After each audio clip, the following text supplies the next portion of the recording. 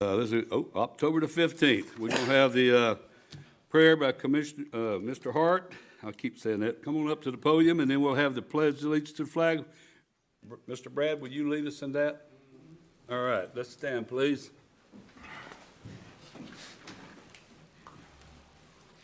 Dear Heavenly Father, we thank you for the abundant grace and mercy that you've shown towards us to allow us to come together to conduct the city's business. And Father, we pray that you help us to come in together as in the spirit of unity, not seeing each other as a divisive nature, but seeing each other as brothers and sisters. We pray that we continue to work together and never, even though we may disagree, let us not disrespect or disengage from one another, but to work in the spirit of unity. We say a special prayer for all our brothers and sisters over the state of Florida and the South who are dealing with the hurricane and its aftermath. Lord, we pray that you will watch over them. And remember to watch over our first responders. Keep them safe as they watch over us. Watch over them. In Jesus' name we pray. Amen. Amen. I pledge allegiance to the flag of the United States of America and to the republic for which it stands, one nation, under God, indivisible, with liberty and justice for all.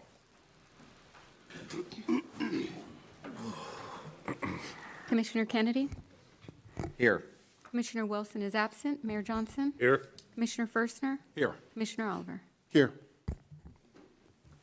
All right, we have a presentation of the citywide golf cart.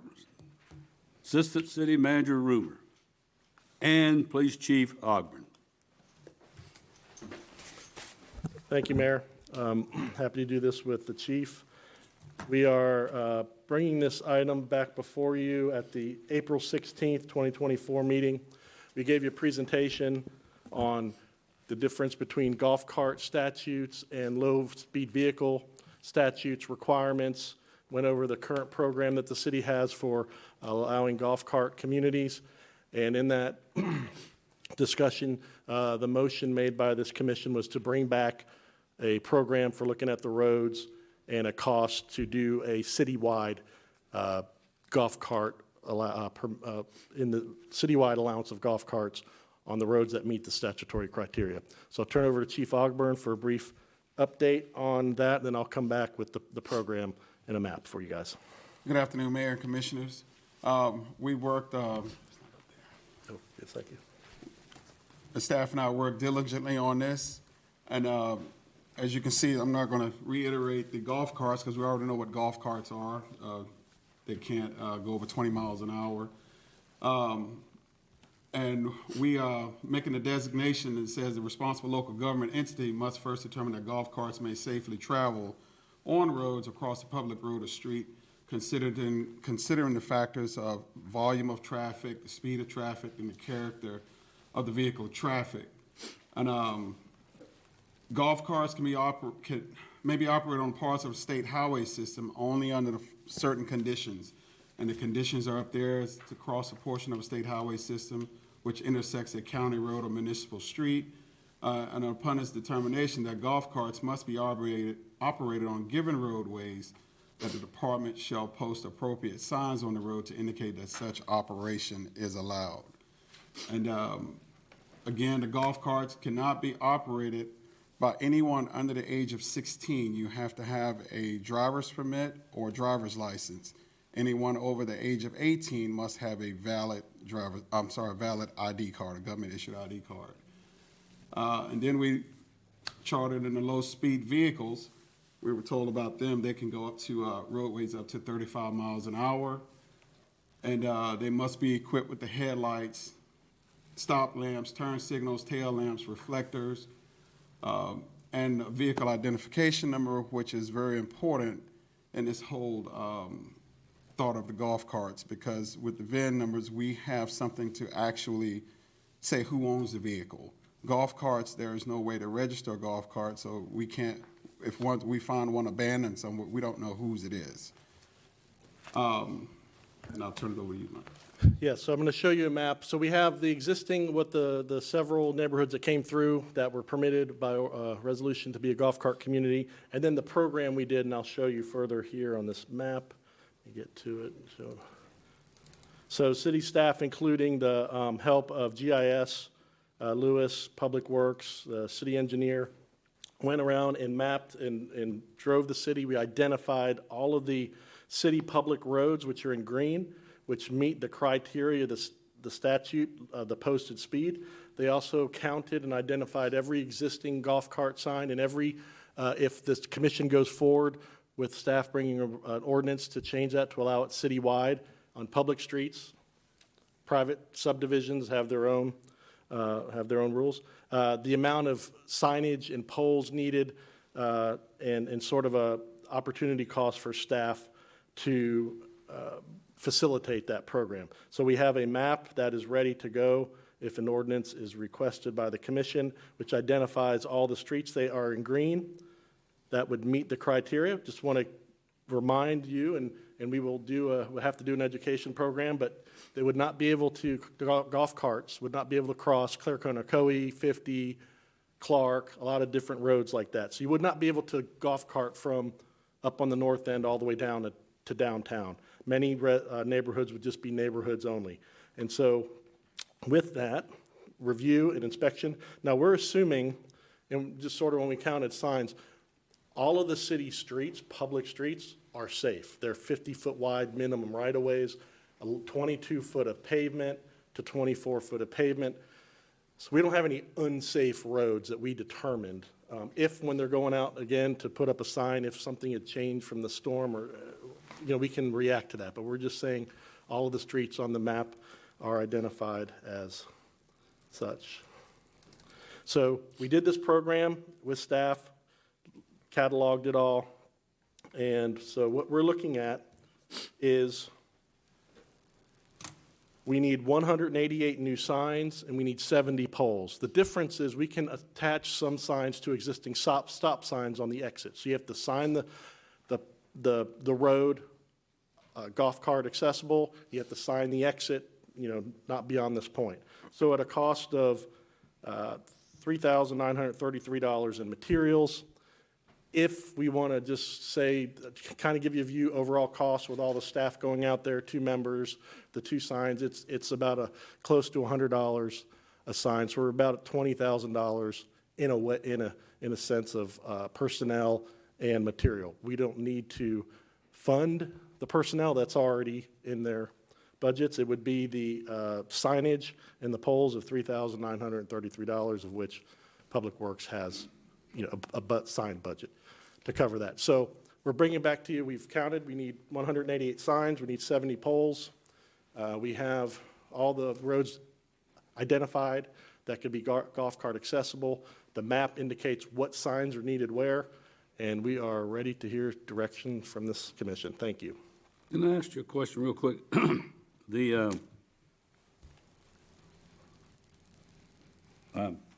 was something I wanted to. It's about the golf carts. So you said they can go across the Silver Star Road? They would not be able to go across the state or county roads. Right, state or county. Yes. But And roads, the roads like Clark that are city road, but this posted speed is over. All right, will you also have these maps where the people can get them?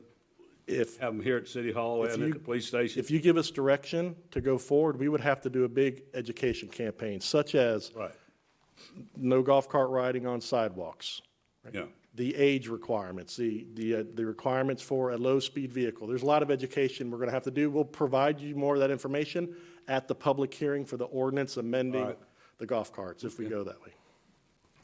All right. Any comments from the commissioners? So, thank you. No, go ahead. I'm sorry. Go ahead, Commissioner. You were first, go ahead. So you mentioned that when we actually look at an ordinance, we will have to provide things like age requirements, speed in certain zones, those kind of things. So there, I guess there's a lot of nuances to be added to this particular type of ordinance.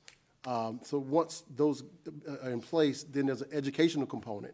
So we go from an ordinance to educating. So I'm trying to understand exactly at what point do we flip the switch and say, go? So is it do we create the ordinance, we educate over a certain period of time, and then we flip the switch on to say, okay, now we're able to do this, and then at the very tail end of it, there has to be some type of enforcement.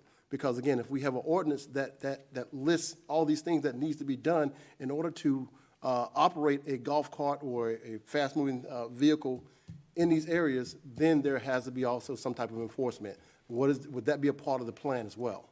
Well, Commissioner, we currently have an ordinance in place. Only thing we're changing is the age and where you can and cannot. And I would hate to stand in front of you as the chief of police and says we'll give people 30 days when somebody crosses the road and gets injured or hurt. So we just would mainly take that on a case-by-case basis. But I think we have an ordinance in place, and people need to adhere that once we change it, it's, to give that blanket. Yeah, the proposed ordinance that the chief has already created, we had these discussions, because the ordinance could be as simple as per Florida statute. But in our discussions, we think it'll be easier for the officers and the public to be able to look this information up on the city's ordinances. So we're looking right now in our draft ordinance of putting a lot of those provisions of the requirements in the ordinance of the age and the road and all those, not the low-speed vehicle on how to make it, how to convert a golf cart to a low-speed vehicle. Yeah. So we are going to put those elements in the ordinance so it's out there more readily, more easily found, more easily for the police officers to point to somebody and say, here it is, this is the requirement. But if we go forward with the ordinance, it'll be a public hearing, so we'll have a first reading and a second reading. The education really would come after the second reading public hearing, say this ordinance is passed, here's the education, and start that process. My main concern is I still see a lot of teenagers that ride these golf carts in my community and other communities. And again, they don't have a driver's license, and they're driving these vehicles. And I just think about the risk involved of that mentality, driving these type of vehicles that may want to cross Silver Star or cross over Claricone Ocoee Road with these golf carts because they think they can do it. So that's one of my main concerns. If we go citywide, that's going to happen. That's a element that the police have to enforce. And that's what the map shows. The map, you start taking all this green, and now it adds another element of opportunities and to people to do that. It just leaves the question to me, you see places like the Villages, they're designed, they were designed from the beginning to have things like golf carts and golf cart communities. From what I see, I don't see our city being designed that way. I think we're trying to convert our city into something that was probably not really designed to be. Now, I can understand maybe some private communities having these things in place, but when we start opening up the city streets with golf carts, there's a lot to consider, and there's a lot of risk to consider in that as well. The same problem goes with the red light cameras, even though I don't like those turn on right on red, but they run those too. So, they're going to have to learn what it is, and do it. I don't know what all the cities that I know around us have golf cart. So, you want to speak, Commissioner? Yes, sir. I had a question mostly around enforcement as well. Somebody crosses Claricone Ocoee in a golf cart, your officers enforce that even though that's a county road? Yes. What's the penalty for that? Is there a fine? Florida state statute, it's a moving violation. Is that $150 or $300? I don't know the number off the top of my Is head. it? Do you hear from other chiefs and other jurisdictions that it's punitive enough to stop it, or are we opening Pandora's box? Is my question. My other constituents, their main concern, it's not them crossing the county or state roads. It's the golf carts all over the place, parking. You don't know whose they are. They just That's your all primary over the concern. place. Okay, thank you. That it? That's it. Anybody else? How much liability is the city accepting by going citywide with this ordinance? What kind of responsibility do we have once we put that out there? Our responsibility statutorily is to determine the road is safe and to designate with a sign. I would add there that the city has immunity for planning level decisions. And so what I'm hearing from here, from staff here, is that these are planning level decisions where we're going to allow these types of vehicles and this, where the signage is going to go. So we would have some legal defenses. Okay. All right. So we're just looking for direction. Would you, Commission, Need a- let's bring need back a an vote? ordinance. It's consensus. Yep. This is not an action item other than consensus We need a to start motion. working more on an ordinance and education and bring that back. You don't need to read it, we already voted, right? You want to have the vote to direct staff to do it. Yeah, we want to go ahead and have a vote. That's what I said, directing staff to follow through and go ahead and do it, all right? On recommending to staff Yeah. to proceed with Right. drafting an ordinance? Yes, sir. Do I have a motion? So moved. Motion made by Commissioner Firstner, here, second. I'll second. Seconded by Commissioner Kennedy. Any more comments? Not, let's vote. Motion carries 3-1. Commissioner Oliver votes no. The rest of the commission votes yes. With Commissioner absent. Wilson. All right, we got staff reports. One thing I wanted to mention, just briefly, I'll be bringing back, but the fire station down on Blueford has a roof leak that has been an ongoing problem, and we are going to have to do something. It wasn't in the budget. We thought we had it fixed, but the little storm event we had reactivated the problem, so that you'll be seeing something coming as an emergency repair in the next couple meetings. Okay. All right.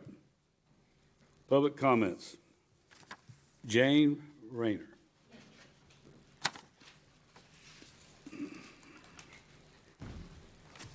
Good evening, my name's Jane Rayner. I've been a resident of Ocoee for 39 years, living in Forest Oak subdivision off of A.D. Mims Road. I'm here today because in 2017, Hurricane Irma wrecked my home.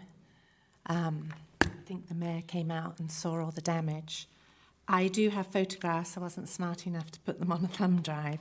So if I could pass those out, and you can just have a quick look. This is from the storm of from 2017. The first one is the railroad tracks that I live on. They wash out, and it causes all the rock and sediment and sand to go into my garden, which the last picture is a picture of my garden. That was absolutely beautiful back then, but I've never got it right again because of all the sand.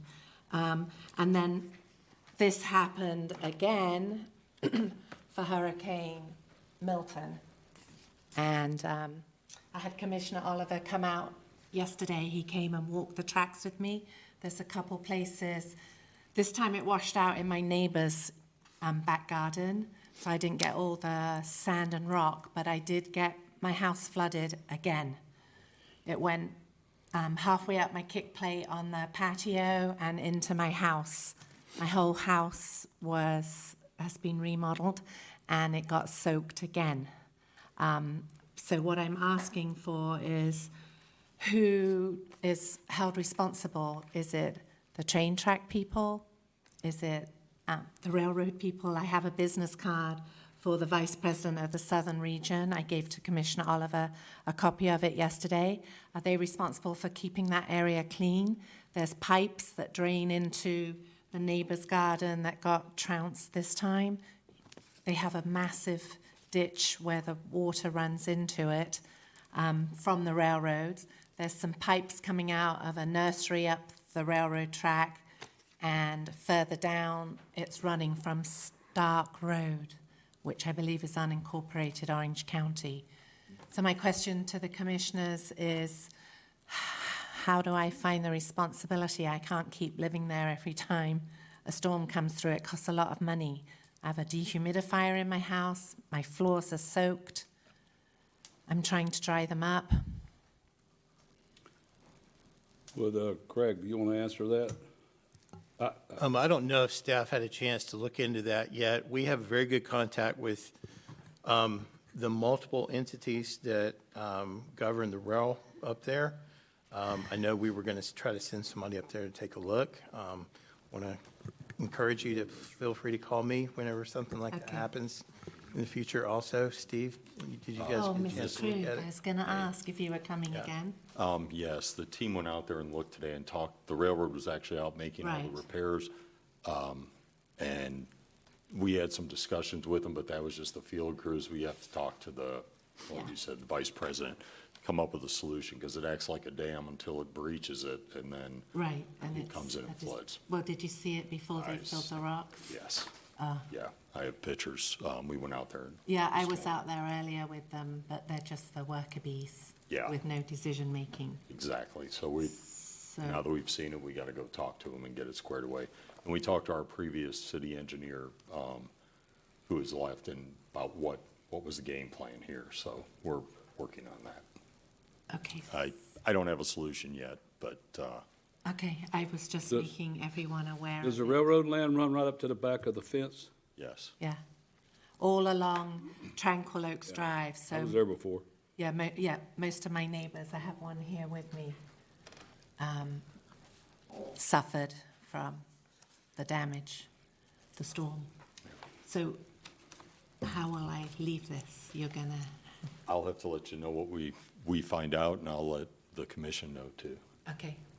I still have so- your contact Oh, information. you did? Mayor, I will, I looked it up today. Oh, you did? Okay. I'm a pain, aren't I? No, I knew it when they showed it to me. Oh, okay. no, I just want to say one thing. After looking at that, there are actually, along the railroad tracks, there are drainage pipes that's designed to keep the water flowing in a certain direction, all the way up and down. I think we walked maybe a quarter mile down the road, down the track yesterday, and there's a drainage system in place that's probably been in place for a while there, long probably before the community was there. So it was designed to actually move water along the track, as opposed to what it did, it washed the tracks out. So that was actually put in place to protect the railroad and railroad track, but unfortunately, the vegetation has not been kept up back there, and it's actually impeding upon the pipes and the water to actually drain down those pipes the way it should be, because it actually goes all the way to the lake. But for some reason, there's too much vegetation back there to allow the water to drain properly. But it is in place. I would think it may be their responsibility to make sure that their pipes that they put in place, make sure they work properly to move that water. But who's to say? Don't who's disagree with responsible you, for that? Commissioner. I don't want to make any commitments at this point. Gotcha. All right, thank you for your time. All right, you gonna get back with Ms. Rayner, right? Yes. Okay. All righty. Mr. Moyer.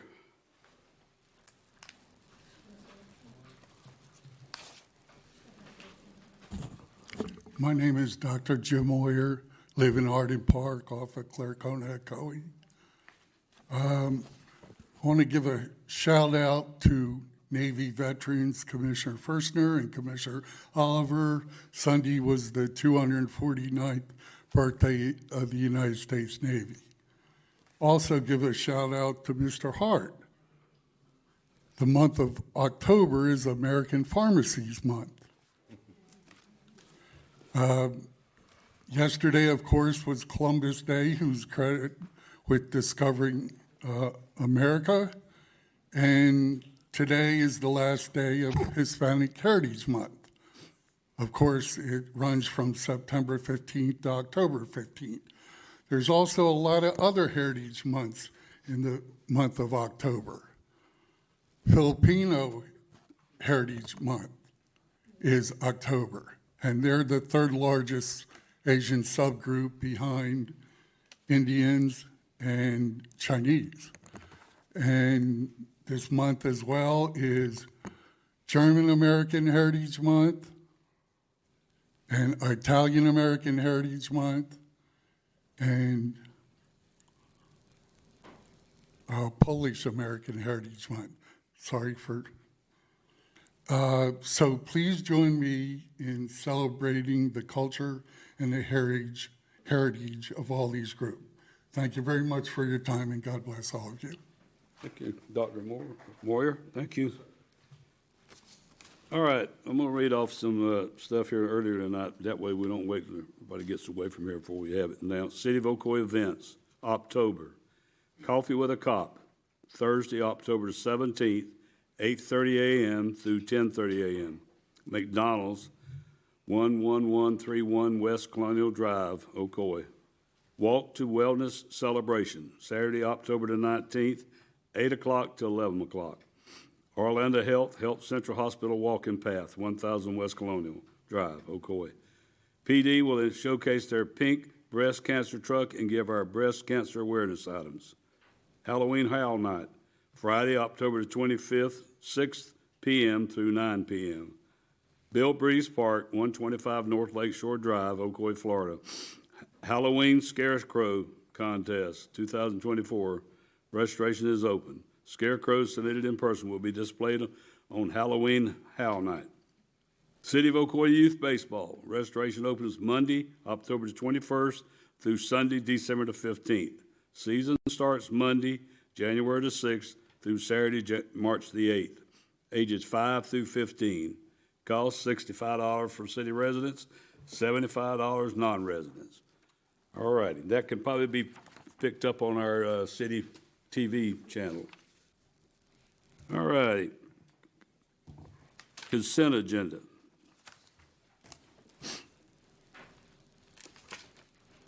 I'll make a motion to approve the consent agenda. All right, motion made by Commissioner Kennedy. Do I hear a second? Before we second, I'd like to make a motion to pull an item for discussion. Item number 2. Good. I have to have a second. I think you need a second. Huh? Yes, you need a second. All right, no second. Moving on. All right. I need a second. I didn't get a second for that, so now we're moving. We got a motion for the consent agenda, and I need a second for that. I'll second that. All right, motion made by Commissioner Ferstner. All right, let's vote. Motion carries. 3 of us, Commissioner Oliver votes no. All right.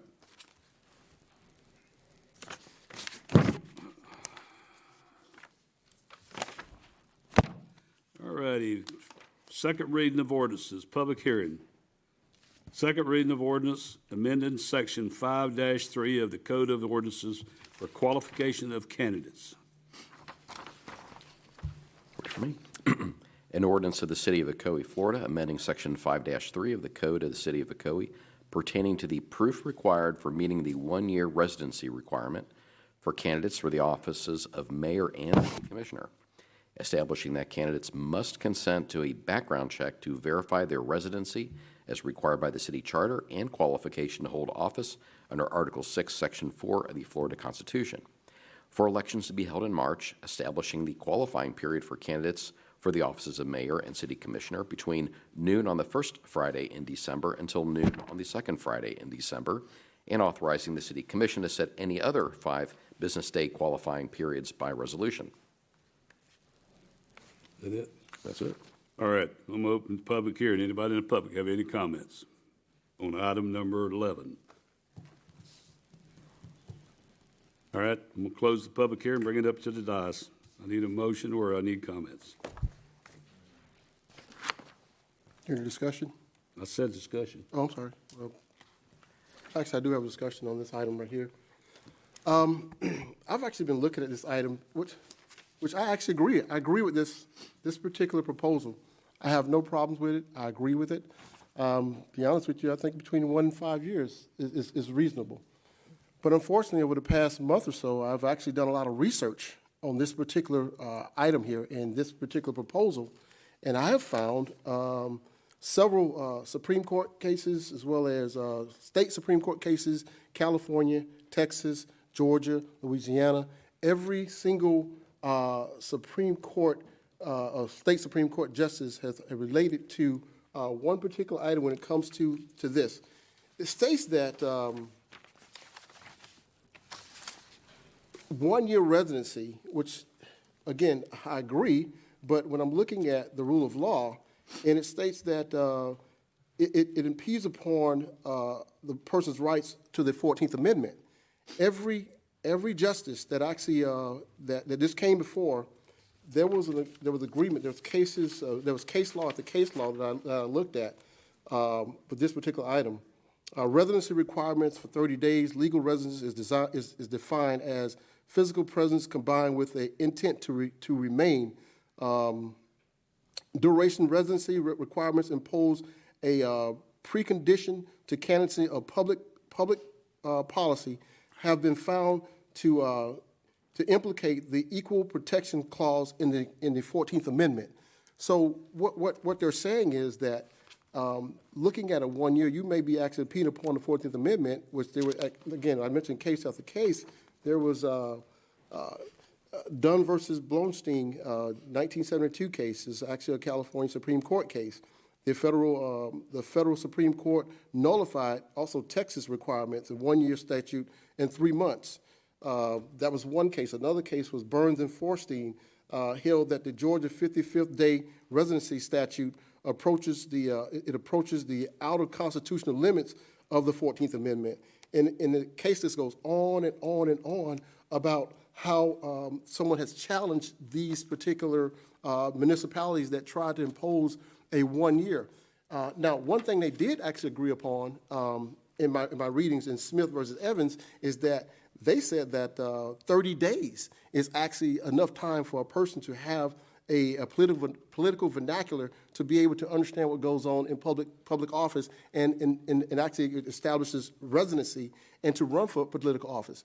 Also, the Internal Revenue Code states that a person is actually a resident, according to federal code, 6 months and 1 day.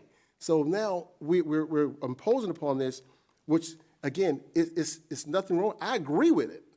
I'm just going to say it again. I agree with the 1 year proposal. But unfortunately, if my agreement, just because I agree with it, don't mean that it's right. It doesn't mean that it's constitutional. So I'm reading what I read, and according to what I read in the Constitution and the case law that I've read, then I cannot go along with a 1 year moratorium or whatever you want to call it, a 1 year residency rule that goes outside of a constitutional right. So again, you have other attorneys. Our attorney may argue something different. But then again, I have 50 justices, Supreme Court and federal Supreme Court justices stating something different. So I just have a fundamental problem with something that I agree with and going along with it if it goes against someone's possible constitutional rights. Okay. All right, we got it. All right. Anybody else got comments? Can I just make a request to the entire commission? Yeah, I'm going to let you talk first. Go ahead. Anybody else? Okay, go ahead. I just have I don't mean to single out any commissioner here, but for everyone, if there are legal concerns about an issue coming before this commission, I just ask for the courtesy of having the cases that are causing this concern so that I have an opportunity to review them. I may agree upon reviewing the cases, or I may have reason to disagree. I don't know without looking at the cases and just directing this to everyone and not trying to single anyone out. Would really appreciate that going forward. All right. Commissioner Fershner? Well, I don't know where we stand now. That Commissioner Oliver brought up apparently a valid concern, and the city attorney more or less agrees that he would like to review that at least before we take any action. I don't know, should we delay this? Well, I would say that pretty much every city in the state of Florida is probably under that 1 year rule. The problem is if you don't have that, you got them coming in next week, they come in and they enter to be in office. So I think it's kind of and some of them don't even live in the city, like last election. Oh, I know. They didn't live here. One of them was in your area, run against you. Oh, I know, and I agree. So I'm not for changing that. I'm thinking 1 year's, I like that 1 year. I think it gives plenty of time for people to move in, get settled in, and be on the voting area. You want to run for office, run for office. So. These came from the Charter Review Commission. We voted on them, and I believe they were voted on by the citizens. Is that correct? Yep. This was voted on by the citizen. And we went through a long Charter Review Commission process. And I remember I asked you, I wanted the matrix, you remember? Correct. and compared other cities, other municipalities, and the concept of what was a bona fide resident, what was a one-year requirement.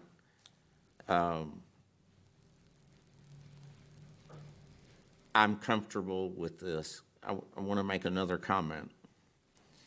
Not only is there an issue that the city attorney raised of practicality and common courtesy, but we have protocols and rules on this commission that if you have a question for staff, you're supposed to raise that when the agenda comes out on Thursday.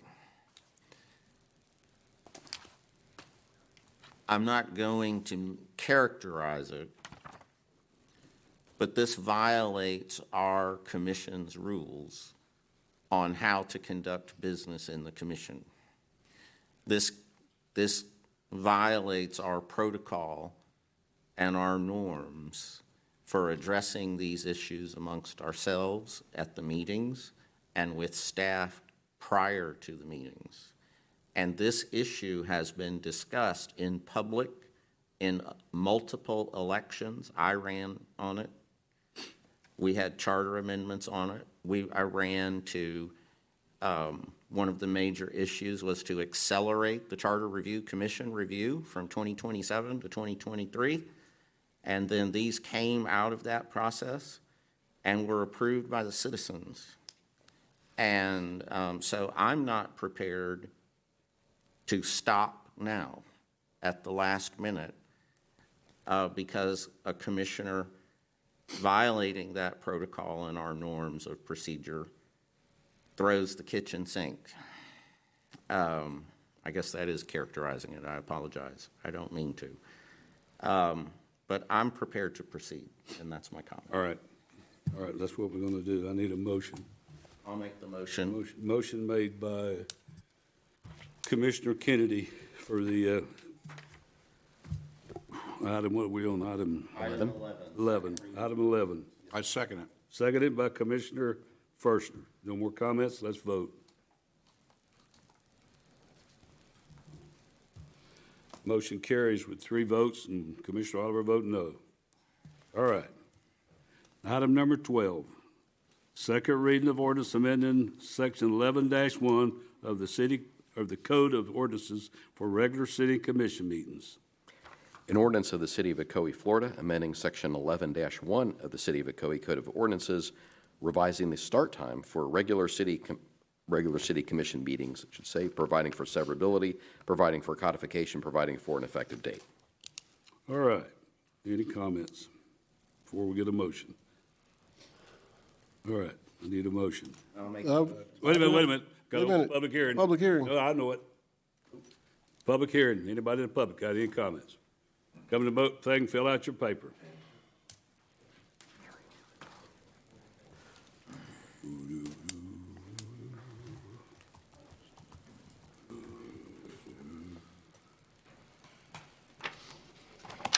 My name is Chris Adkins. I live at 606 Ridgefield Avenue here in the beautiful city of Ocoee.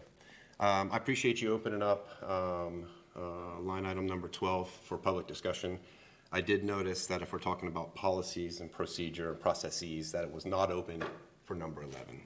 So I'm going to speak on behalf of number 11 since I didn't get that opportunity as a public taxpayer and citizen. So in saying a few things in regards to what was discussed on option number 11, I happen to agree 100% with Mr. Kennedy in retrospect to the fact that the citizens of this city voted for 1 year. Okay? So what we have to do when we sit up here, staff is separate because they're not voted on by the citizens and taxpayers, but those others need to follow our guidance. So by bringing that up, sir, I value that, and I hope that that's what stays consistent in our decisions as we go forward. What's in our charter, what the public's voted on, should be what we go at. In saying that, I think that we could have done a little more due diligence with our Charter Review Commission. Maybe we should have looked into some of these things. And I'm not saying that in a step against the attorney. I'm saying that in retrospect to putting charter amendments before the citizens, and there possibly being issues thereafter. It's kind of like too late at that point in time. That's something that tends to happen when we move a little too quick, right? We just don't cross the I's. We don't dot the I's and we don't cross the T's. I myself voted for 1 year. If I would have known that potentially our tax dollars would have to be utilized in a court case, which has happened before in our city, I would have chosen to be more clear about my understanding of how we proceeded. In saying that, if I just look at residency as a whole, this is how I would have looked at it from the Charter Review Commission, which I will say that I wanted to be a part of. I tried to be a part of, and unfortunately I was not chosen, and I accept that. Thank God. Residency by the IRS, 6 months and 1 day. It's recognized for your homestead exemption. It's recognized for your tax base. It's recognized for a lot of things. So I would say that before I went to the public to vote on, I would have probably considered what the national standard was. Not what everyone else is doing, because I don't really care what everyone else is doing per se. I want to do what we can to be as right as we can to mitigate potential problems in the long run. But I agree with Mr. Kennedy. It was voted on. We should stand by it. And if we have a repercussion thereafter, we'll deal with it then. Thank you for your time. Thank you. All right. Any more comments? Can I make a comment? Yes, sir. I just want to point out that the Charter Review Commission, I don't know, what did they meet? Is anybody here that was on the chart? There's a couple people here. They met multiple times. Many of those members, I think, were on prior Charter Review Commissions and are citizens with long histories in the city. And they met with Attorney Geller, who is, forgive me, board certified in government law, and followed the norms, and I think they had a consultant that also suggested language consistent. And our elections are governed by state law. And so I have no doubt, and I'm not a lawyer, but we did have a thorough due diligence process. These concerns weren't raised. All of us have a homestead. All of us pay taxes. So this is a reasonable question that if it was a valid issue, you would think would come up in due diligence. But at some point, we have to rely on our expert, Attorney Geller, and the consultants, and the process, and we have to make a decision. I'm sure that if under that guidance, we just made an error, there will be repercussions. I mean, people have skin in the game. So I'm not concerned about that. I think that's why we do that. This commission, these commissioners did not participate in that charter review, and we did not in any way, throw gas on that fire in that sense. So thank you for your comments. I respect them, but I'm not concerned about that. And if it does end up to be the consequences, as you said, we'll deal with that. But I think my point of view would be that's why we had licensed professionals leading that, and that's their obligation to make sure that the language in those charter amendments is proper and conforms with the law. That would be my position at that point. All right, thank you. All right, I need a motion. We're still discussing item 11 or 12. 12? Right, I've read item number 12, Mayor, so I don't know if you want to redirect us back to item 12. Go ahead. Well, I already read it. I could read it again if you'd like. Yes, sir.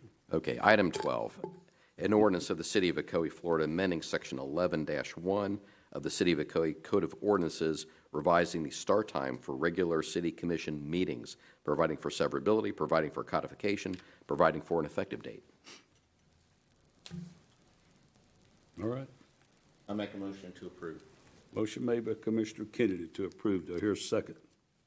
Second that. Seconded by Commissioner Firstner. Is there additional discussion on this? If you would hold your horses, give me time to say, yeah, any more discussion, then we would. Okay. I know it's hard to hold that horse up. Go ahead. Okay. Well, this particular ordinance is an ordinance of the City of Ocoee, Florida, amending Section 11-1 of the City of Ocoee Code of Ordinances, revising the start time for regular city commission meetings. This is the title of this ordinance here. And it says, whereas the city charter allows the city commission for the City of Ocoee to establish meeting times for ordinances by ordinance or by resolution. Perfect. Then the next item says, whereas the city commission may exercise any power for municipal purposes except as expressly prohibited by law, meaning that if the law is silent on something, then this is saying we have the right to make our own rules up. So I'm trying to figure out this particular item here. What's the relevance of that even being put in this ordinance, as opposed to the start times of a regular commission meeting? And then the third item says, it goes right back to the actual title, whereas the city commission in good faith determines that this ordinance is in best interest of the city and its residents and promotes the health, safety, and welfare of the public. And later down in Section 2, it says Section 11-1, regular city commission meetings. It says the regular meetings of the city commission of the City of Ocoee shall be held the first and the third Tuesdays of each month. Then it takes out 6/15, such as and then it says of the month, such time as approved by the city commission, and such other regular meetings as may be called for the resolution of the city commission, by the resolution. Okay, regular meetings of the city commission of the City of Ocoee shall be held at such location as the city commission deems appropriate. When I read this, what this says to me is, it says that, okay, if we give notice, some kind of notice that someone may or may not see, that we can hold a meeting at 12 noon on a Tuesday in the parking lot, and we could actually do this according to what this is saying. But what really gets me is the fact that we exercise any powers of municipal purposes except as expressly prohibited by law. So they're saying, again, if the law is silent on something and it's not there, then we have the right to make up what we want to make up.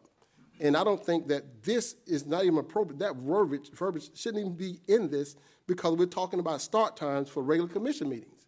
So where did this item or this particular sentence, how is it even relevant to what we're talking about in this particular title?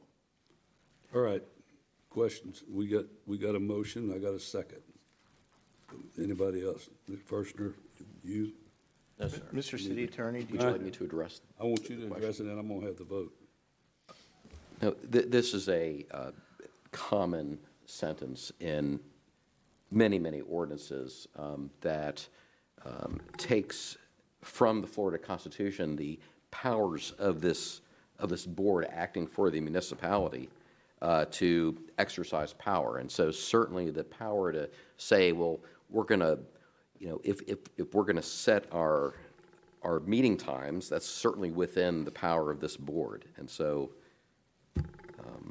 I don't think there was any ill intent at all by including that sentence. All this ordinance would do would give more flexibility to this commission to change the time by resolution. That's all it's doing. All right. Motion's made, seconds made, let's vote. Motion carries with 3 votes yes, 1 vote no. Commissioner Oliver. All right, moving on to item number 13, public hearing, approval of land agreement to sell city-owned property. Assistant City Manager Rumor. Thank you, Mayor. I'm going to give a little bit longer presentation. This is the second time you've seen this staff report, but I understand there's some questions about this process. Back in July 16th, 2024, this commission, under the full staff report, which had every item of this contract, was voted unanimously to move forward for staff to move to a contract, which I'm bringing forward before you today. How did we get to this point? The There's two properties in question. One of them, 1 Taylor Street, that we purchased beginning of 2024 via appraisal done November of 2023. I'll submit that for the record. Appraised at $100,000. We purchased the property. There was cost in that for the time we spent. It was a code enforcement nightmare, this property and whatnot. The other piece of property, and that property is 0.21 acres. The other piece of property before you in this contract is 0.14 acres. And upon receiving in October the final 90% plans for the Oakland Avenue street scape and redo of Oakland Avenue, which is under construction right now, this parcel was identified. It's 0.14 acres. It was identified needing a corner clip through eminent domain. It was also identified from Duke Energy needing a large easement on it. And it also needed a temporary construction easement from the city of Ocoee in order to facilitate Oakland Avenue. Those items initiated a work from Public Works, city engineer, and Public Works director to obtain the corner clip and the easements, and then Duke asked if we would, on their behalf, talk to the property owner, start that discussion on the easement for Duke. Because what happens is when we take property and we get easements, they want to know what they have left. And so in those discussions, in that time, we were also, this is for the Taylor Street reconstruction, which is at 90%. It's not fully funded, but we have acquired all the property except this one piece. We were in it under eminent domain proceedings on the other properties, and this was the last one, and we were kind of working with the owner to not go through eminent domain, pay the eminent domain attorney. We had a mutual interest, and it's a 0.14 acre piece. We were taking a corner clip. We had it surveyed, so we started cost on surveying the land, which might be in the packet, but I'll put that into the record as well. And so it really left the land with the temporary construction easement and the Duke easement unusable. And so with Oakland Avenue getting ready to the notice of commencement to proceed, which was done in May, we had to act, and we did not want to do a quick taking and then have to, well, the goal was to not do a quick taking and have to settle the price of all of these, the easement and the taking later on. So I brought to this commission, July 16th, a staff report which was laid out. Property, the property identifications, the sizes, the offer to pay the city an additional $25,000. The city had equipment that was on the surplus list, non-usable, and this person had use for those, and those were added into the items that were brought before this commission and voted unanimously. So today we're here under public hearing, under a duly advertised meeting, West Orange Times, for the record, for the sale of land. I'll entertain any questions. Thank you. All right, I'm going to open the public hearing up first. Have one here, Stephen Tilden.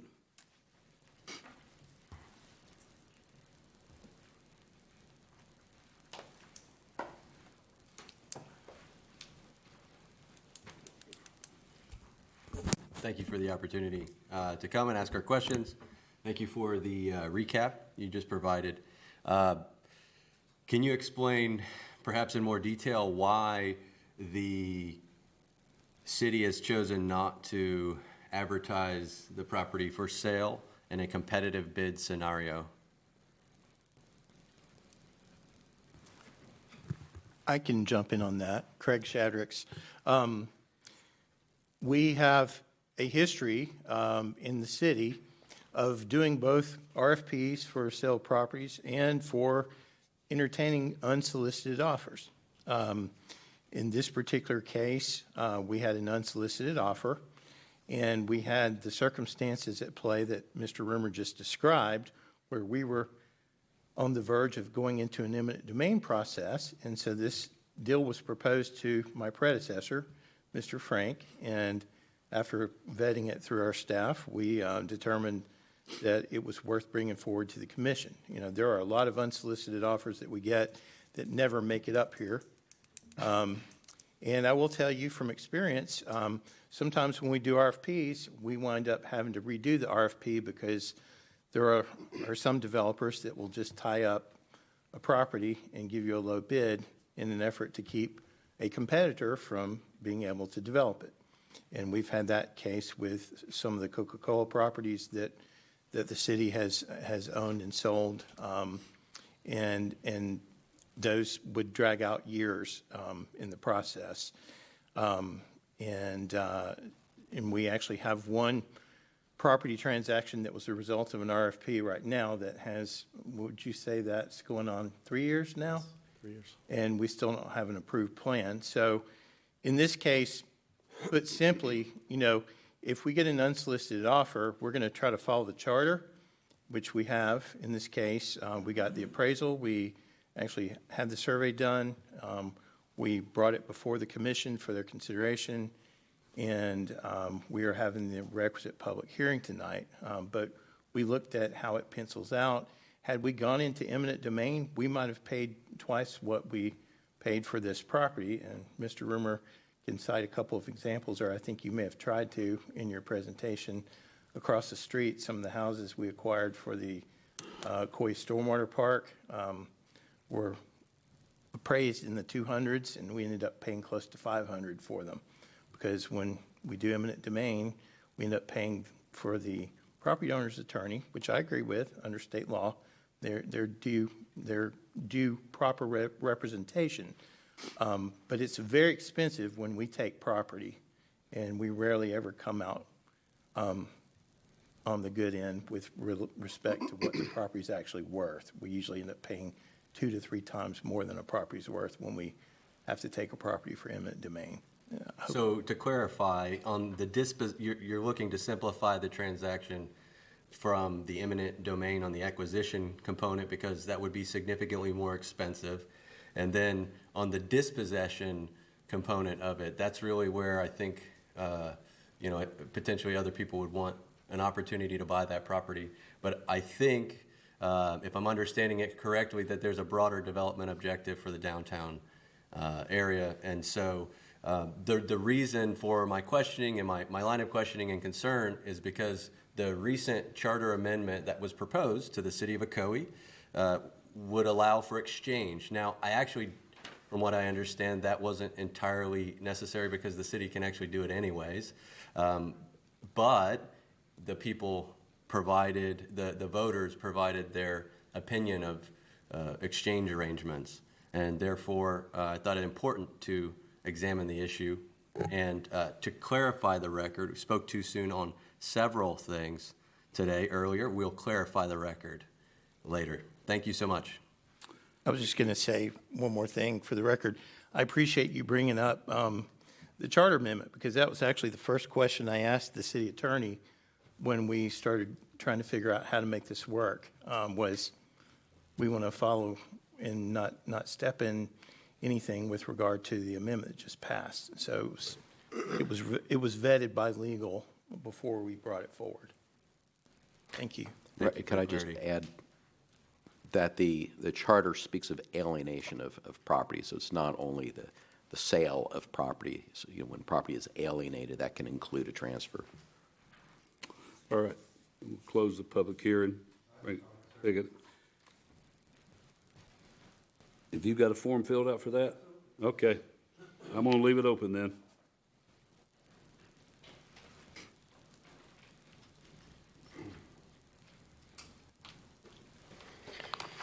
I appreciate the opportunity yet again to speak. Chris Adkins, 606 Ridgefield Avenue. As I sit here and listen, Try to talk to us up here. and I sit here and I apologize. Yeah. I apologize. So I sit here and listen. I go back in time. Okay? I go back to when we met as a city about what we wanted in our downtown. I remember the things that were promised to us. I remember the costs associated with them. During that process, I stood up in the other building and I said, I'm really excited about seeing Ocoee get something. I'm very concerned that the scale of this is bigger than our britches. I was hoping to see more than one option, but we only got the gusto, the big dog. That's all we got to choose from. And during that time, city engineer was here. I spoke about a significant concern. This concern, like a lot of things I've spoken about in the past, gets brushed aside, gets made fun of by certain people or whatever the case may be. But it's a concern because I care. It's a concern because I haven't sat there, but I understand common sense. And when I looked at the scale of the plans, I said, what is our plan for eminent domain? And if you don't believe me, you can pull the record. And at the time, I was told there is nothing that needs to be in the eminent domain. We've got it covered. So it just kind of got brushed like a lot of things do. Now I find it comes right back up. We can't do this. We got to do this because of eminent domain when it was not yet again properly vetted in the beginning. Okay? So then I start to think about, respectfully, Mr. Shaddix, we have a history of. Well, our history of really hasn't produced us very much, if we want to be square and fair here. We get promised a lot of things like City Center, 50 West, downtown baseball complexes. We get promised all kinds of things. We sell all kinds of city land. And a lot of times, like Mr. Shattuck said, we have to be careful because it may not turn out like we expect it to. Okay? I look at this staff report that was generated on July 16th of 2024, about 5 meetings ago, really quick. Boom, said it to you guys. Hopefully maybe no one in the public would pay attention for that 5 meetings. Unfortunately, I pay attention to a lot. Even if I don't sit in here, and even if I don't question everything. I wasn't elected, so it's their responsibility. But I continue to hear a repeat about staff recommendations and how they are not coming to fruition, and we are often misled. You said something, Mr. Kennedy, about what voters voted on. Mr. Stephen, sorry, I don't know his last name. It's Tilton. I apologize, I forgot it. Said something about you can kind of do it anyways. So this goes back to, yet again, the Charter Review Commission.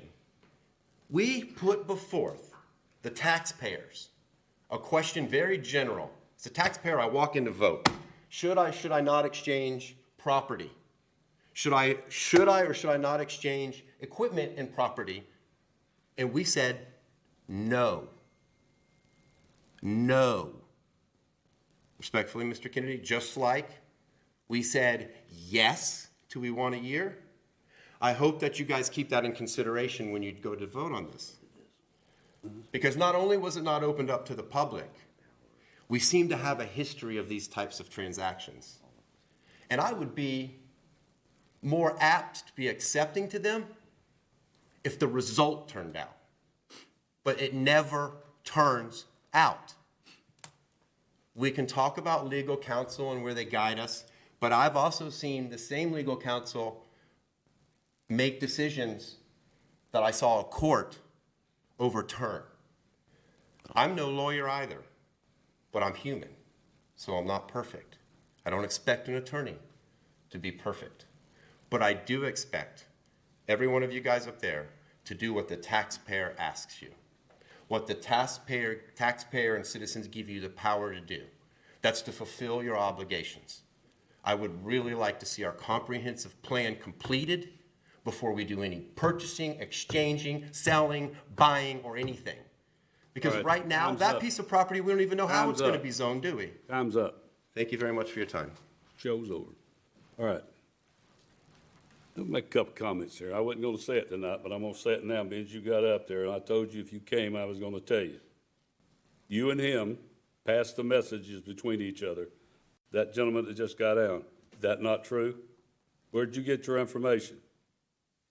About, I'm going to bring up the other part too, Steve, I told you. So the information. No, come up front. You sit down, I'm talking to him. You want me to tell you to leave? No, but Sit down till I get talking to him. Yes, sir, I'd like to speak after. No, you're done. I'm done. We consulted the, All right, you keep talking and you're gonna be outside. we consulted Now, I'm the, gonna tell you again, what you saw today, all of you people here, and I'm telling you, I'm tired of it, I've been doing this a long time. All they do is agitate trouble. Agitator. Agitating too now, and I'm telling you again, you sit at home and let him call you and tell you what to do.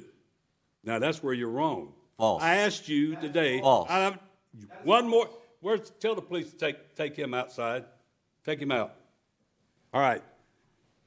I told you today, I've sat here for 38 years, and that Jack Lake put his comments in there about I get all my money from them people that's buying that property. Let's all understand something, folks.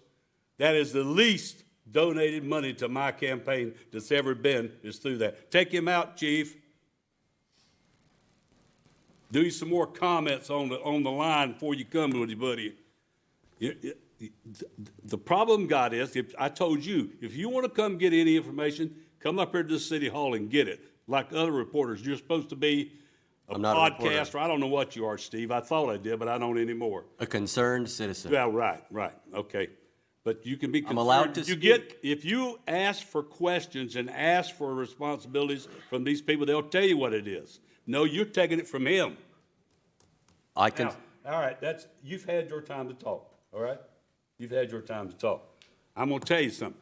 I've come to the point where I don't have to take from that mouth of what he's saying. He does nothing but go online and make stupid comments, and I said stupid. Everybody in town goes on to it and tells him it is. So I'm telling you, if you want information out of our city staff, anybody up here, you go to this part here and ask for the city clerk to talk to anybody, or the secretary to talk to them. You know, so and I go in there taking a shower, getting ready to come to commission meeting. All I can hear all over town is I get money from the West to have my campaign. My biggest donor is the West. They are the least of my donations. And if you research that, you'd find it out. did the buyer or exchangee donate to your campaign? Who? Scott West? No. I believe his name's Tom West. No, Tom West didn't got nothing to do with it. That's Scott West. That's another thing you didn't research. There you go. Mistaken. We consulted the agenda packet. Yeah. We were looking for the surveys to make sense I'm of not what was going going to on. You're done. And I'm telling you again. So you brought me up here, I stand brought in you up front here, of the but I told you microphone I'd to bring you talk to to the me? public and talk to you about it. Okay. You talked a while ago. No more, I have not taken any more public record talks tonight. All right, thank you. I'll get with you again, personally. You and I will talk again. Thank you. Thank you. Yeah. All right, ladies and gentlemen, did we vote on that yet? I'm taking no more tonight. No more. Thank you. All right, I need to vote.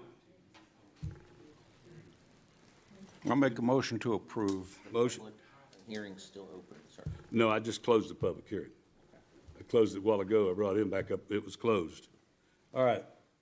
We got a motion from Commissioner Firstner. Did I get a second? I'll second. Seconded by Commissioner Kennedy. All right, now discussion. Y'all discuss. You got any comments, Commissioner?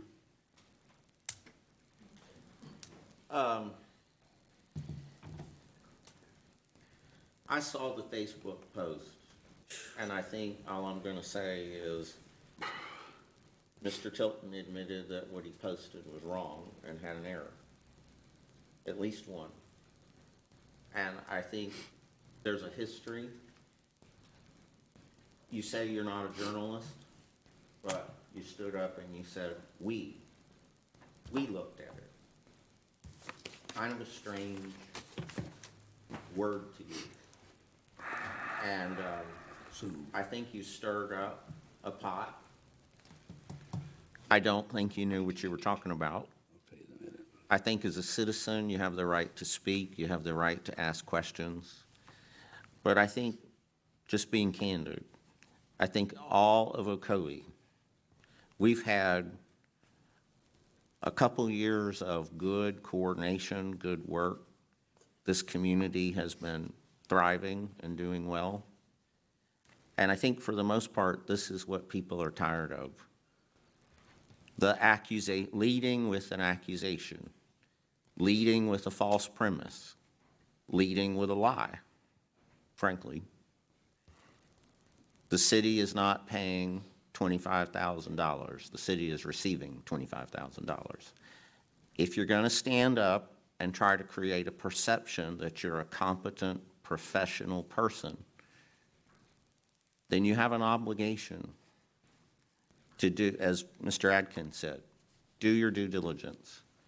You have the same obligation to reach out to staff as all of us to get your facts right before you go and basically criticize our city in public and our elected officials and me and our mayor. I think it's wrong. It's not illegal. It's just really wrong. And I wish you would reconsider your tactics. That's my comment. All right. Any more comments? I have just a brief comment. One question is, as I read through the agenda packet, was there an appraisal added to this? I didn't find it. I read through it. Did we actually have? Commissioner. No, I mean, did we have an appraisal on any of the properties? I heard it wasn't added to the packet. That's my question. Wasn't in the packet yet. It was in when we purchased it in November, so yes. Okay, We had so, an- but it wasn't a part of this, correct. this agenda here? Correct. Okay, all right, okay. As far as citizens coming up to speak and Mr. Tilden making his comments, again, I think every citizen has the right to come up and make a comment. But they should be able to bring pertinent, truthful, factual information, and that's okay. But again, we don't always get it right. We're human. And as I sit here and listen to the comments, I have seen on several occasions where, again, Commissioner Kennedy, you were a citizen that was very boisterous at our public place of comment there. And there's a few times you didn't get it right, where you had comments with Mr. Cookson. You guys had a disagreement. Well, who was right, who was wrong, doesn't matter. What was factual, what was truthful was actually what was at stake there. So again, we're not going to always get it right. Citizens are not going to always get it right. And again, I did hear you mention that you got something wrong. There was, at least you admitted that there was something being wrong, and that's fine. But I'm concerned about making sure that if there's going to be a narrative that's put out there, make sure it's truthful and make sure it's factual. And again, it's void of any non-truths that could lead down a whole nother path or a different narrative that is being displayed that may not be correct. Okay, before we vote, I'm gonna make one more comment, Stephen. I told you today when I talked to you on the phone that I wished you'd come tonight and I could talk to you, but I also want you to go back and research some of the other things that happened that money was spent on that shouldn't have been spent on. I'm not gonna get into that discussion tonight, but you and I talked about it. So there's some money being spent before that never had receipts or anything done. Nobody brought up a thing about it. But in the purpose of doing stuff for the city and doing things, why would somebody call somebody else when he's gonna come up and make this comment tonight and then put in there me, which I am one of 5 that didn't, it's always about me, they can't get over it. Because I had nothing to do with what they were doing, but y'all had to make that conversation in there about me getting all this money from the other people. If you go look at the records and pull up all that young lady sitting down here's got, you'll see where the money come from. You got to list it. Now, some people don't list all of it, but I can guarantee you every one I got, I listed. And that was the smallest, up to what the legal limit is, that was the smallest one I got out of that group. So, all right, we need a vote. All right, everybody ready? Let's vote.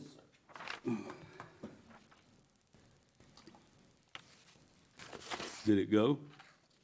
Motion carries unanimously. Thank you. All right. Regular agenda, none. Comments from commissioners. Commissioner Oliver.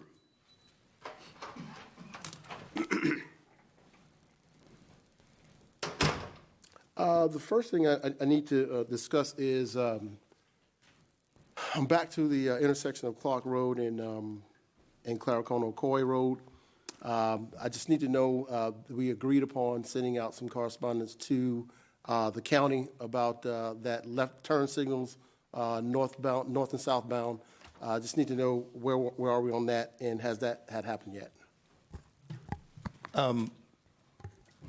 I have the letter on my desk. It has not been sent out yet. I apologize for that. We got a little caught up with the storm planning, but we do have the letter. And Steve has been, talking to his counterparts with Orange County ever since then. And I know Mr. Rumor just stepped out, but we have been pushing that as far as we can with staff.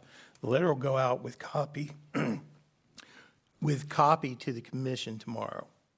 Okay.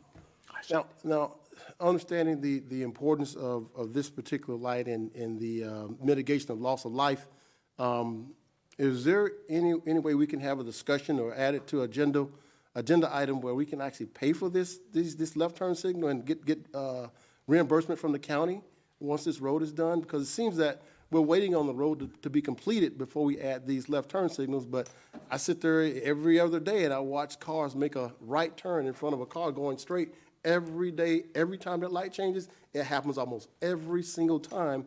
It's, again, another accident. We just had a fatality 3 weeks ago. It's another fatality waiting to happen, and if we have the ability and the authority and the resources to put the light there, is that something that we can actually bring before the commission to discuss how we can make that happen? Commissioner, I stepped out. You're talking about the Claricona, Ocoee, and Clark Road. Yes, sir. So the light is going in place. The lights are going to be going up at the end of October. They will be bagged for a little period. They have to keep shifting the traffic. Once the 2 west lanes are done, they're going to resurface the 2 east lanes. So the signals are going up at the end of this month. They will be bagged. They will not be operational because they have to keep shifting traffic through November for repaving of the road and finalization for full operational in December. Full operational. Dual lefts on Claricona, Ocoee, east to south Clark. There's that left lane has been striped, dual lefts. You'll have the right, the through lanes, and the left full signalized in December. It's coming. That's part of the project. Perfect. Thank you so much. And again, that exceeds. But you're going to see lane shifts coming up. might have had. That's why they're going to come back and resurface the 2 east lanes because they've been used for, so. Now we just got to continue to pray for those drivers there to make sure that we don't have any more fatalities. Yes. Until that light goes up to help mitigate that risk. The next thing, if you can stay there, the next thing I have is, I was looking at, actually it was presented to me by a citizen. We were looking at Florida Statute 553 that deals with the city waiving building permits as it pertains to fees, building fees as it pertains to storm damage. So we have a lot of folks that have roof damage and tree damages and things like that. Are we equipped to look at, have a discussion to possibly waive fees for maybe like 30, 60, or 90 days in order to let folks kind of recover from this hurricane? At the pleasure of this commission. That's correct. Commissioner, this is a policy decision by the city commission. We could support that if you guys chose to do so. Is this something that we need to add to an agenda, or is it something that we can have a quick discussion on now? I just need to get a consensus from the commission to see what their thoughts are. Maybe under the state of emergency, that automatically extends permit timelines, but Attorney Geller, would that allow us to amend building permit fees? I'm so sorry. I was distracted researching something. You have to repeat what the Commissioner brought up, because of the storm, can we waive or reduce or waive building permit fees for those people that have to get re-roofs and all of that stuff because of the storm damage? Is that the reduction of fees or the elimination for a period? Do we need to come back with an ordinance resolution, or is that, can we do that as a commission under the state of emergency by DeSantis and the mayor? I would suggest just take a vote here, and that way you've documented what you've done. Yes. 90 days, and we'll just kind of see what the permit level is. If it's, I know the statute lists 90 days, but we don't have to do 90 days.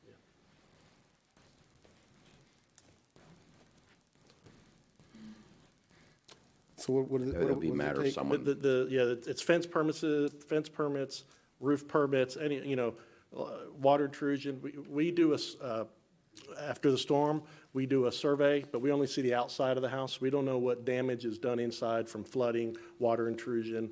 But we've had mostly several square feet of tiles missing off a roof. We don't document the fence damage, but I foresee some fence permits and re-roofs as a good number of those from this storm. So that's a good thought. Yeah.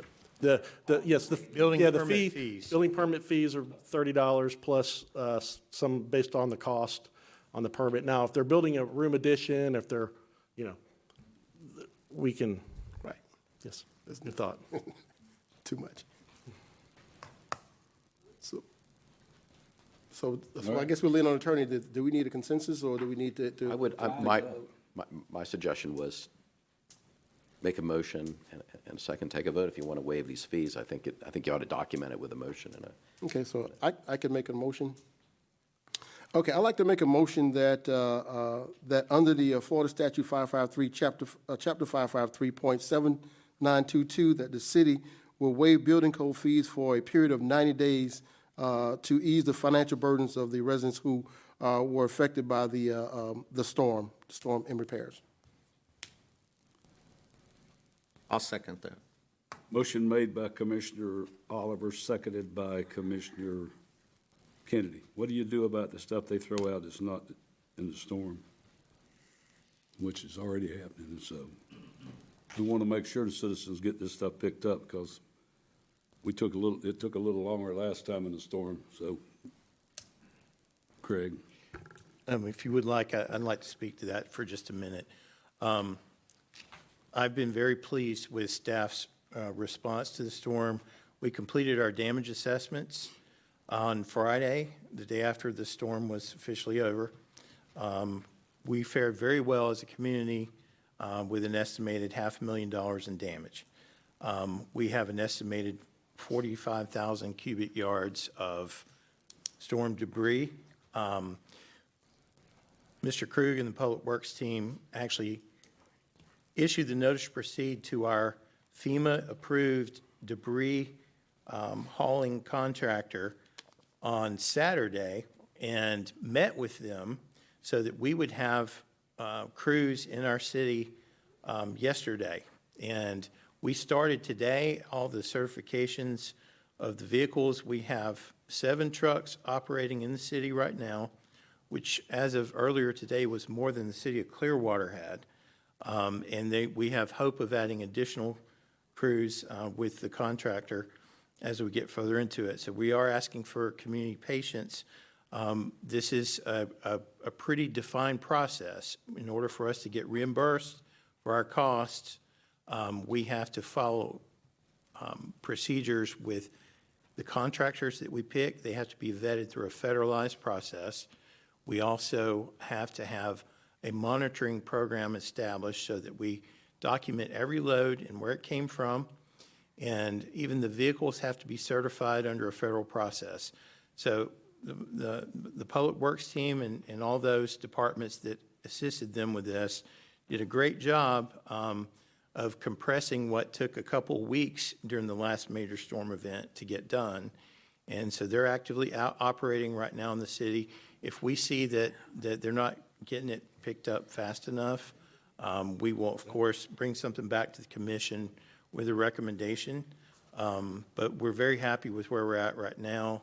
And I understandably realize that nothing ever gets picked up as fast as we'd like. But we're moving light years ahead of where we were last year. We actually started a day prior to Orange County, and not to play that little jab game, but very happy with where we are with that right now. And of course, to the commission, if you have citizens like Ms. Rayner or anyone, continue to forward those to us. We've helped out a couple of you with things that have been passed on. We obviously want to take priority in addressing those, and I appreciate that. All right, Commissioner Fershner. I believe we had a motion on the floor. We're in the. We had a motion on the floor. Oh, We yeah. didn't vote on. Yep. Read the motion back. You want me to read all that back? Guess I can find it. Okay. I'd like to make a motion that that according to the Florida Statute 553, which is 553.7922, the city will waive building permit fees for a period of 90 days to ease the financial burden of residents who are in need of making storm damage repairs. All right, thank you. All right, now we can vote.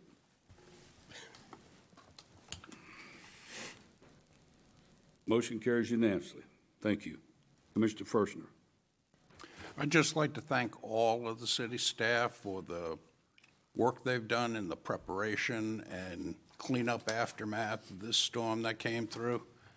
I know that the general public is not aware of the emergency management system that's in place in this city, but I can guarantee, for intimately knowing what's involved in it, that you have the best, not just here locally, but the emergency management system that's in place that's protecting this city and all the citizens in it is top-notch. Florida led the way back in the early 90s to set the standard for the country in emergency management.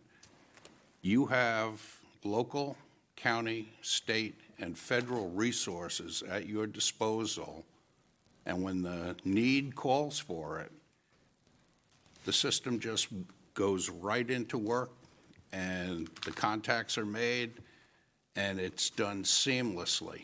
And it all has to be justified and accounted for and everything else. But if we need it here in the city, we will get it. And you have a wonderful staff working for you, and they all participate. Every last division in this city takes part in this emergency management plan, from the city manager on down. And I'd just like to thank you for all the hard work that you do, and a lot of it goes unrecognized, but I appreciate it. Thank you. Commissioner Kennedy. Yes, sir. I want to echo Commissioner Fershner's comments about staff. And City Manager Shadricks won't say this. But I'm already seeing tremendous changes and reform in day-to-day process, procedures, and outcomes in the city of Ocoee since he began his administration. No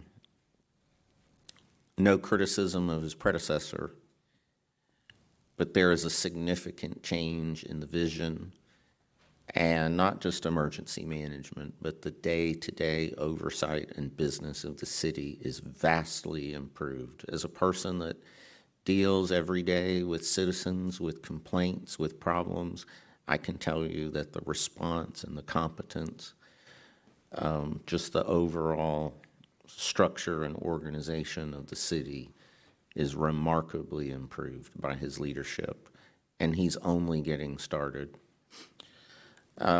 It's tremendous, and you're doing a wonderful job, and your staff is as well.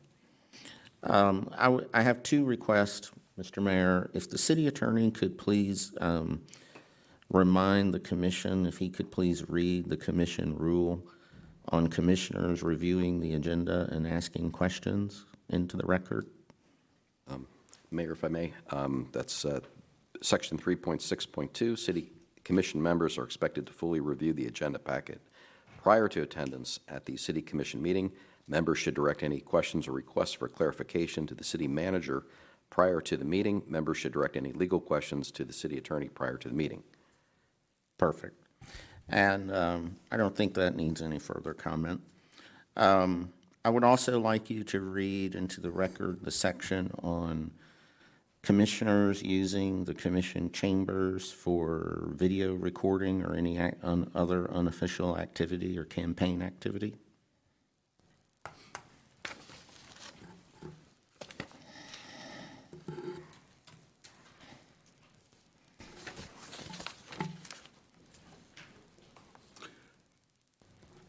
Can I ask a question while that's going on? He's looking. Sure. Has anybody done that? Yeah, I'm going to comment on Oh, okay. Go ahead. Not to hold up everyone, but generally speaking, there's a provision in here that the chamber should not be used for political purposes, for campaign-related political purposes. Yeah, we know. Okay, fair I enough. believe that's what you're getting at. That's definitely what I'm getting at, because Commissioner Oliver is absolutely right. For, I don't know, for the bit larger part of the last 20 years that I've lived in this city, I was by far one of the most outspoken citizens. I attended every commission meeting. I spoke at almost every commission meeting. And I fought and stood for exactly what I've done and the improvements that we've made of encouraging communication with the citizens, fighting for what the citizens want, representing the interest of the citizens in my district. It's not always popular. There's business interests opposed in some circumstances. But the things that we've done in our district just in the last few months are amazing. The engagement that we have with citizens, we've defeated several items at P&Z and at Commission that we don't want in our district. We've got the development moratorium to review the land development code. We have a new improvement on apartments requiring block for the first story to keep cheap national apartment builders from just throwing garbage product in our city and in our district. And there are many more. There were workshops. I participated in them on the master downtown development plan. And in the last year, we've hired a master developer, a third party. We're working and improving on the gas and the sewer and the streets, and things are moving very, very well. In my last 10 seconds, I'm just going to say that if you research, there's a famous video online of me and other commissioners and our mayor and some private citizens being viciously attacked and slandered from this chamber in a political video. It's not right. It's not the way to do business. And our city has turned the page. Former Commissioner Hart says, we can disagree without being disagreeable. We can certainly disagree without making false accusations and slandering and lying about people who are volunteering to serve our community. That's all I have. All right, thank you. You have something you need to read about this. Well, I didn't want everyone to leave here thinking that the Charter Review Commission did something without proper due diligence. Legal research was conducted during the course of the Charter Review Commission, and this is not comprehensive research done on my iPhone while commissioners are making their comments, but there was a case involving the city of Longwood. It was called Davies versus City of Longwood, which had a 1-year residency requirement. If anyone wants to look this up, the case is 423 Federal Supplement 503. It's out of the Middle District of Florida, which is the federal court governing our region of Florida. It came out in 1976. And it said that the imposition of a reasonable residency requirement as a qualification for candidacy to a significant office does not interfere with fundamental rights. As the Fifth Circuit recently pointed out, and the Fifth Circuit at the time was the court above the district courts, right underneath the United States Supreme Court. Right now it's the 11th Circuit, but at the time it was the Fifth Circuit. The Constitution itself, said the Fifth Circuit, itself adopts certain durational residency requirements for various offices and cites a case, Woodward v. City of Deerfield Beach.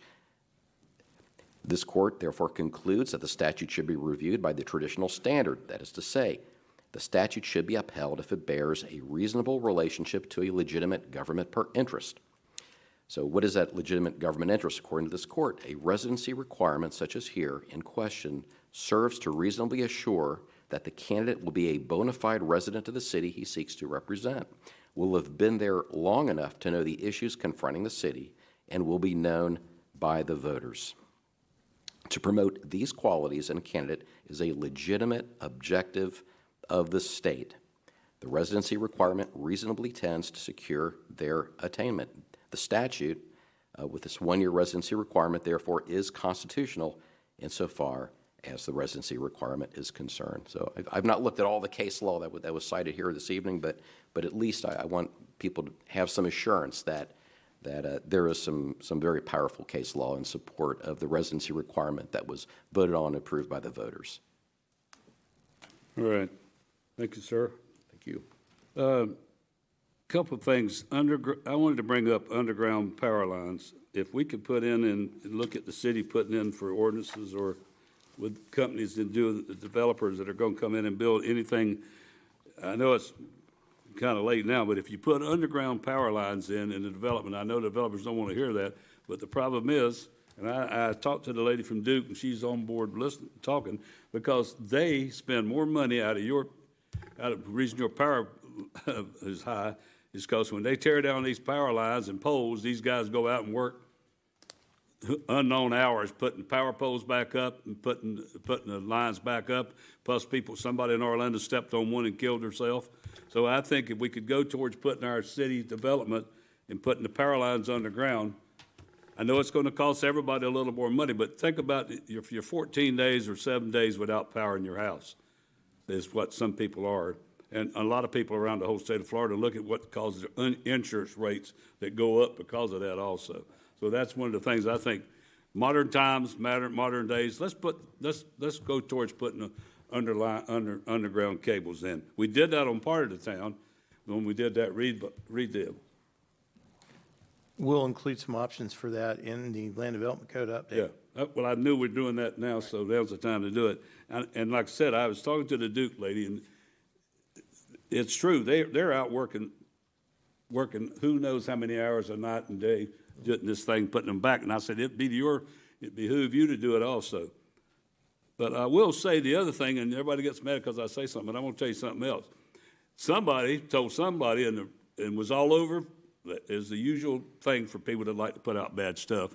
They put it on Facebook, on our Ocoee Votes, about the mayor. She was talking to somebody at Wawa gas station, said, and the Duke guy was in her. She said, why are y'all not getting the lights on? Oh, well, the mayor told us we couldn't come in town after 9 o'clock.